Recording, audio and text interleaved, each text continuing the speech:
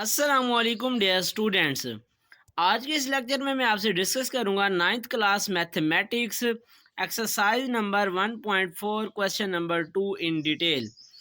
Question number 2 की सबसे पहले हम स्टेटमेंट देख लेते हैं। If A is equal to matrix and B is equal to matrix then find A B and B A. अब आगे आपके पास लिखा हुआ है इफ़ पॉसिबल। अब हमारे पास दो मैट्रिसेस गिवन है। एक मैट्रिक्स है जी ए के नाम से और दूसरी मैट्रिक्स है जी बी के नाम से। अब हमने फाइंड करना है फर्स्ट ऑफ ऑल पहले ए बी।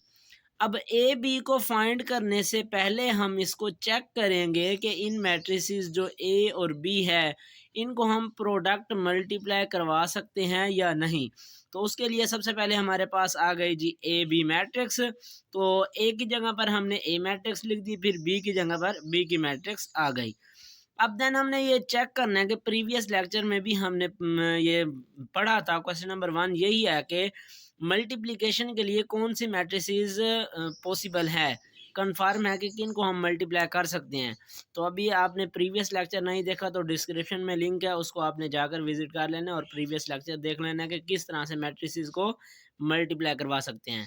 अब यहाँ पर देखो तो दो मैट्रिसेस आपके पास मल्टीप्लाई हो रही हैं। सबसे पहले हमने चेक करना है कि ये दो मैट्रिसेस आपस में कंफर्टेबल मल्टीप्लिकेशन के लिए हैं या नहीं। तो उसके लिए पहली मैट्रिक्स का हम देखते होते हैं कॉलम्स नंबर ऑफ और दूसरी मैट्रिक्स के नंबर ऑफ रोज़। अब पहले के कॉलम्स हैं 2 और इसी तरह से अगली के रोज़ भी हैं 2। तो मतलब ये कि कॉलम पहली की और दूसरी की नंबर ऑफ रोज़ दोनों बराबर हैं, तो ये मल्टीप्लिकेशन के लिए कंफर्म हैं, इनको हम मल्टीप्लाई करवा सकते हैं। अब क्या करेंगे, पहली रो और पहला कॉलम आपस में 3 इंटू 6 प्लस आएगा, फिर 0 इंटू 5 आ गया। इसी तरह से अब दूसरी रो और पहला कॉलम -1 इंटू 6 प्लस आएगा 2 इंटू 5। अब 3 6 दा 18 प्लस 0 को 5 से मल्टीप्लाई किया तो 0 आंसर आ गया। इसी तरह से -1 को 6 से मल्टीप्लाई किया तो -6 प्लस 2 5 दा 10। अब 18 प्लस 0 18 आ गया और माइनस का 6 प्लस का 10 तो आपके पास आ गया जी प्लस का 4। तो इस तरह से जो आपके पास क्वेश्चन नंबर 2 का पार्ट नंबर 1 था ए भी हमने फाइंड करना है, तो उसको मैंने यहाँ पर प्रूव करके आपके पास यहाँ पर इसका सोल्यूशन निकाल लिया। ए बी का आपके पास सोल्यूशन आ गया जी मैट्रिक्स 18 और 4। तो इस तरह से जो पार्ट नंबर 1 था वो हमने सोल्व कर लिया। अब इसी तरह से आपके पास पार्ट नंबर 2 दिया हुआ है जी बी ए हमने फाइंड करना है। तो अब बी ए के लिए सबसे पहले हम लिखेंगे बी की मैट्रिक्स, फिर लिखेंगे ए की मैट्रिक्स। अब हमने चेक करना है कि ये जो बी ए दो मैट्रिसेस हैं आपस में ये कंफरेबल हैं मल्टीप्लिकेशन के लिहाज से या नहीं।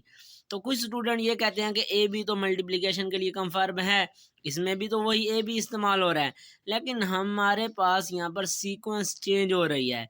इसमें था ए और बी, पहले ए मैट्रिक्स थी फिर बी दूसरी बी थी।